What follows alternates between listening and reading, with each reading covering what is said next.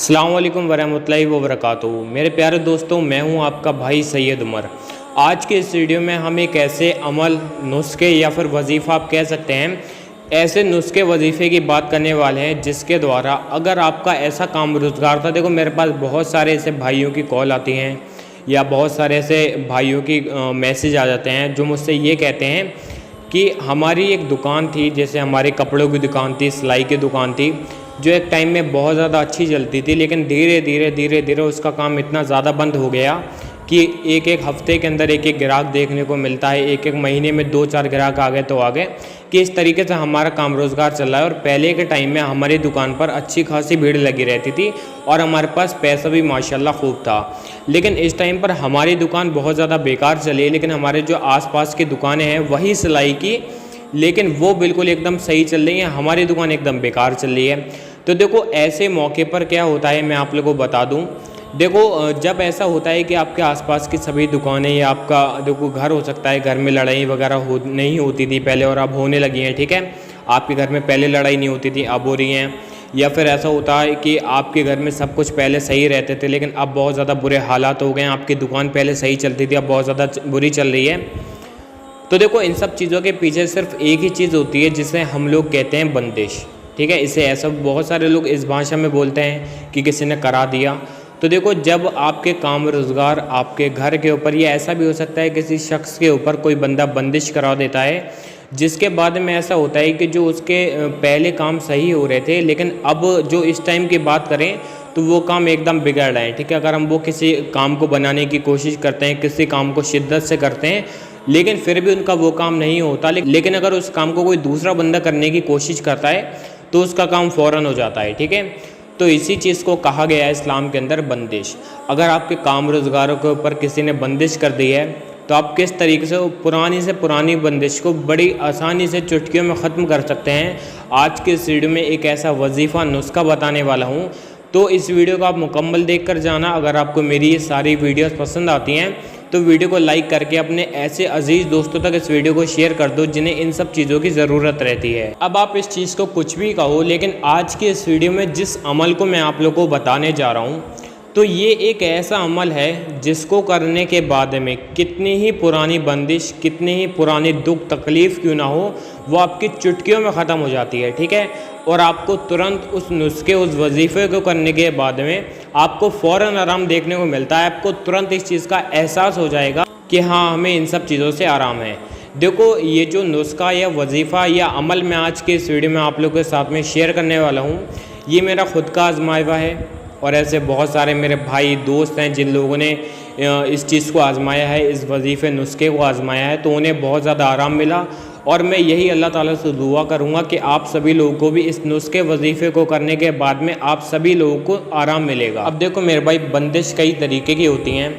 कुछ बंदिश हमारे काम रोज़गार को लेके होती हैं, कुछ बंदिशें ऐसी होती हैं, कोई बंदा ऐसा करा देता है कि आपके घर जो होता है, आपके घर परिवार में आपके अंदर, जैसे अगर आप कोई औरत हो, आपके जो पति हैं पहले सही रहते थे, अब बहुत ज़्यादा लड़ाइयाँ होती हैं, झगड़े होते हैं, चैन सुकून से नहीं रह पाते।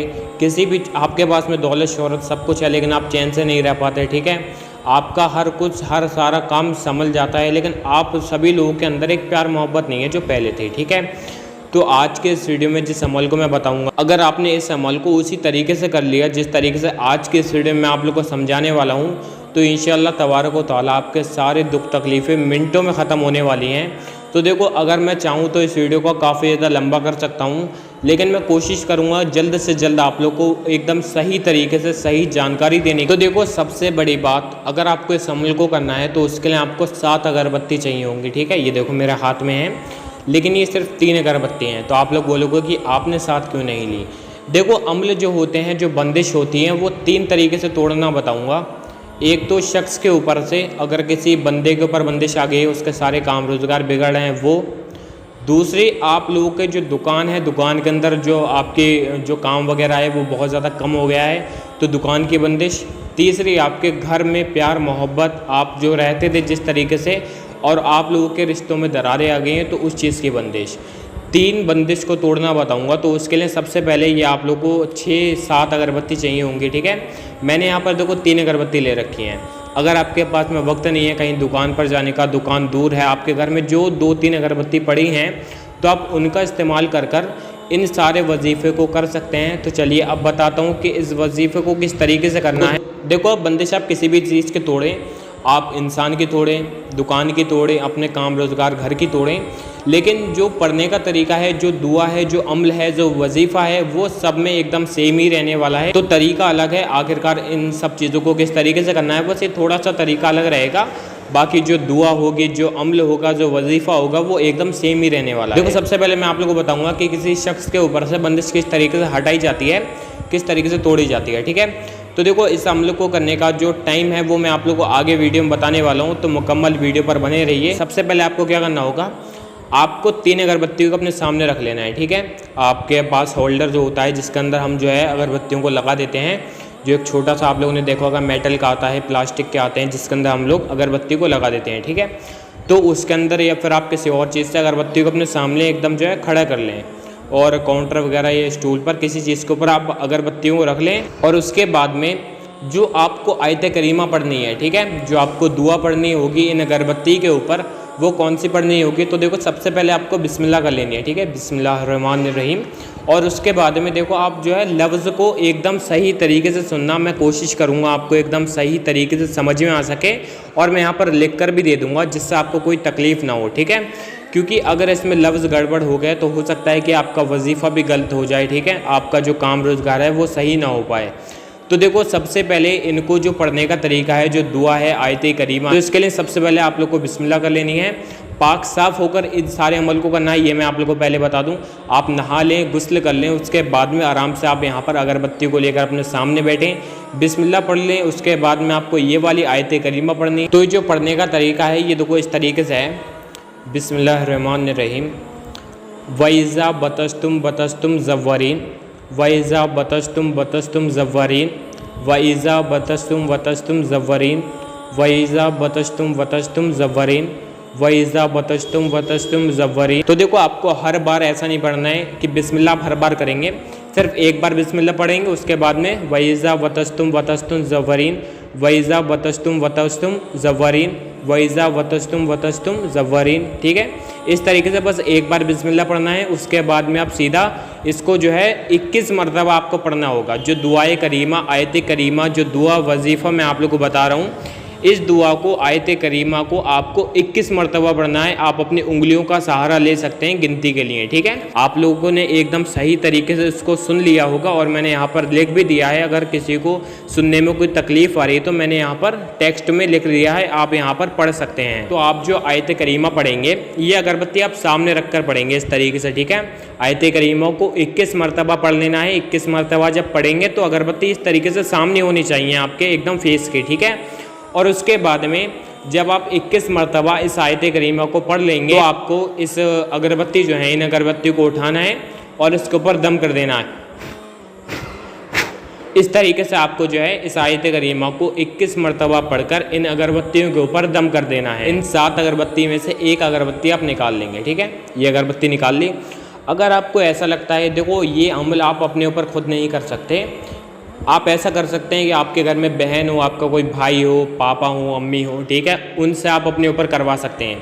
आपको लग रहा है कि आपके ऊपर बंदिश है तो आप क्या करेंगे, किसी और से अमल को करवाएंगे, उसको सामने बिठाकर, उसके सामने अगरबत्ती रखकर और इस आयत करीमा को 21 मरतबा पढ़ के इसके ऊपर दम कर देना है। दम करने के बाद में एक अगरबत्ती आपको ले लेनी है। ठीक है, ये एक अगरबत्ती ले ली, और एक अगरबत्ती लेने के बाद में जिस शख्स के ऊपर आपको बंदिश लग रही है, आपको लग रहा है कि हाँ इसके ऊपर बंदिश हो सकती है, अगर आपके खुद के ऊपर है तो किसी और से पढ़वा लेनी है। ठीक है, ये दुआ एक अगरबत्ती लेकर आपको इसको जला लेना है। ठीक है, और जलाने के बाद में आप इसको उस शख्स के आसपास कहीं भी रख दो। आप इस अगरबत्ती को अपने आसपास लगा लें, मतलब इतना आसपास होना चाहिए कि आप तक इसकी जो है खुशबू आनी चाहिए, अगरबत्ती की जो खुशबू है वो आपके पास तक आनी चाहिए। एक चीज़ का आपको मुकम्मल ध्यान रखना होगा, जो शख्स आपके सामने बैठा होगा जिसके ऊपर आप ये आयत करीमा या वजीफ़ा पढ़ रहे होंगे, तो उस शख्स को ये चाहिए कि वो एकदम शांत रहे। अगर बिठा रहें तो बैठा रहे, ठीक है, कोई दिक्कत नहीं है। अगर आप चाहें तो आप उसको लिटाल भी सकते हैं। ठीक है, आपने अगरबत्ती के ऊपर जो है दम कर दिया, अगरबत्ती जला दी। अब आपको एक और अमल करना है। जब वो शख्स आपके सामने बैठा हुआ होगा, आपको एक आयत करीमा का विर्द करना है जो आप लोगों ने अगरबत्ती के ऊपर पढ़ी थी, वाइज़ा वतश्तुम ज़व्वरीन। उसी आयत करीमा को 100 मरतबा, पहले जो आपने अगरबत्ती के ऊपर पढ़ी थी वो 21 मरतबा पढ़ी थी इस आयत करीमा को। लेकिन इस बार आपको जो है, जब आपके सामने वो शख्स शांति से बैठा होगा, चुप होकर, अगरबत्ती जल रही होगी और धुआं उस तक पहुंच रहा होगा, उसके बाद में या तो आप तस्बीह ले सकते हैं या आप अपने हाथ का सहारा लेकर इसी आयत करीमा को 100 मरतबा पढ़ेंगे। ठीक है, किस तरीके से पढ़ना है मैं आप लोगों को बता दूं। एक बार तरीका फिर से बता दे रहा हूँ।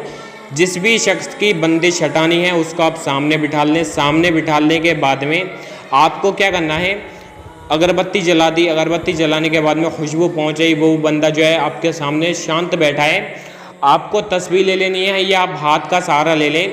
तो आपको इस तरीके से पढ़ना है, बिस्मिल्लाहिर्रहमानिर्रहीम, वइज़ा बतश्तुम ज़व्वरीन, वइज़ा बतश्तुम ज़व्वरीन।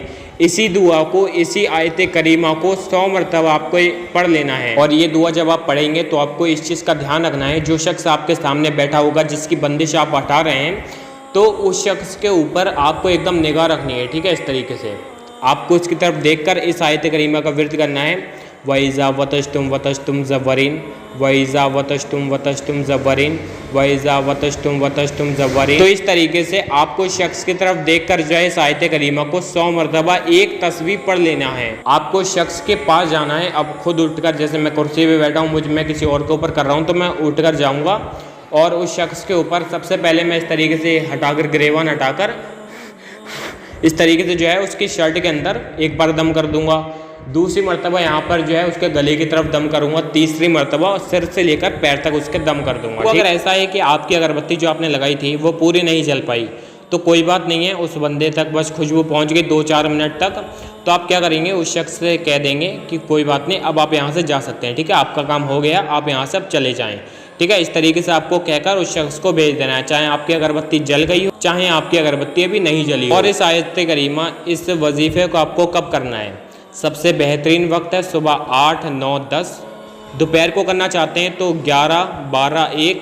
शाम को आपको कब तक करना है? शाम का इसका मेन वक्त है मगरिब की अजान से 15-20 मिनट पहले तक करना है। ये नहीं कि मगरिब की अजान के बाद करेंगे आपको मगरिब की अजान से पहले ही इस वजीफ़े को कर लेना है। वरना आप सुबह कर सकते हैं, दोपहर कर सकते हैं, लेकिन शाम को मगरिब की अजान से पहले करना है। क्योंकि मैं 20 मिनट पहले क्यों कह रहा हूँ, देखो 10 मिनट तो आपके अमल को लगेंगे, 10 मिनट अगरबत्ती को लगेंगे, तो इसलिए जो है आपको अजान ना हो पाए, मगरिब की अजान ना हो पाए, उससे पहले आपको इस अमल को कर लेना है। इस वजीफ़े को आपको जो है पूरा कंप्लीट कर देना है। अब दुकान वगैरह की जो बंदिश होती है उसे किस तरीके से हटाना है, तो ये जो आपकी अगरबत्ती बची हैं, जैसे जो मैंने 7 अगरबत्ती बताई थी, मैंने यहाँ पर वीडियो में 3 ली, लेकिन आपको 7 लेनी है। 7 में से 1 तो खर्च हो गई, अब बची 6 अगरबत्ती को आप पैकेट में रख दें। जो आपका अगरबत्ती का पैकेट होगा उस पैकेट के अंदर आप इस अगरबत्ती को रख दें। ठीक है, और इन अगरबत्ती को रखने के बाद में आप अपनी दुकान में हो तो दुकान में जो है 21 मरतबा इस दुआ का विर्द कर दें। उन अगरबत्ती के ऊपर दम करके उन अगरबत्ती को कहीं पर दुकान में लगा दें, और उसके बाद में 100 मरतबा इस जो है दुआ है आपकी, जो मैंने आप लोगों को बताई थी, बिस्मिल्लाहिर्रहमानिर्रहीम, वाइज़ा बतश्तुम ज़व्वरीन। ठीक है, अगरबत्ती जलाने के बाद में दुकान में 100 मरतबा इस दुआ का विर्द दोबारा करना है और दुकान के अंदर आपको फूंक मार देनी है। ठीक है, सेम प्रोसेस रहेगा, कोई चीज़। तो देखो आज के इस वीडियो में जो मैंने आप लोगों को वजीफ़ा बताया, ये एकदम बेहतरीन वजीफ़ा रहता है इन सारी हालतों के लिए।